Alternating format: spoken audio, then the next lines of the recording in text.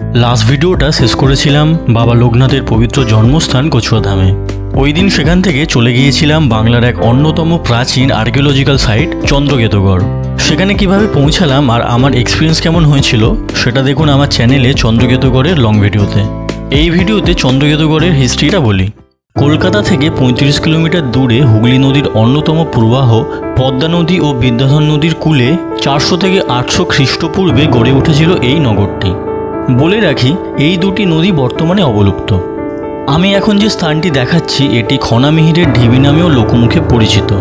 লোককথা অনুযায়ী এই খনামিহিরের ঢিবির সঙ্গে প্রাচীন ভারতীয় রাজা বিক্রমাদিত্যের সভারত্ন বরাহমিহির ও তার পুত্রবধূ খনার নাম যুক্ত। এই খনা সম্বন্ধে কিন্তু আমরা বিভিন্ন গল্পকথাতেও খনার বচন নামে শুনেছি। এই প্রত্নস্থলটি মাটির বিশাল আয়তক্ষেত্রাকার দুর্গপ্রাচীর ঘিরে আছে।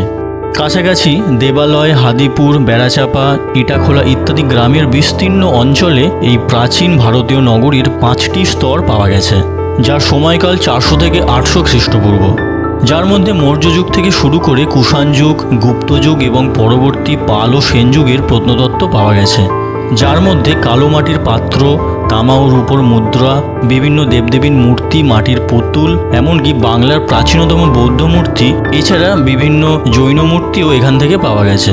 প্রাচীনকালে এটিই ছিল অবলুপ্ত পদ্মা নদীর তীরে বাংলার প্রাচীনতম বন্দর। বিভিন্ন ঐতিহাসিকদের মতে চন্দ্রকেতুগড়ই ছিল সম্ভবত গ্রিক দার্শনিকদের বিভিন্ন গ্রন্থে উল্লেখিত সমুদ্র বন্দর, গঙ্গা ডিরাইয়ের রাজধানী বা গাঙ্গে বন্দর। তো এই ছিল চন্দ্রকেতুগড়ের ইতিহাস। আরও জানতে চেক করুন বঙ্গ ব্যাকপ্যাকার ইউটিউব চ্যানেল।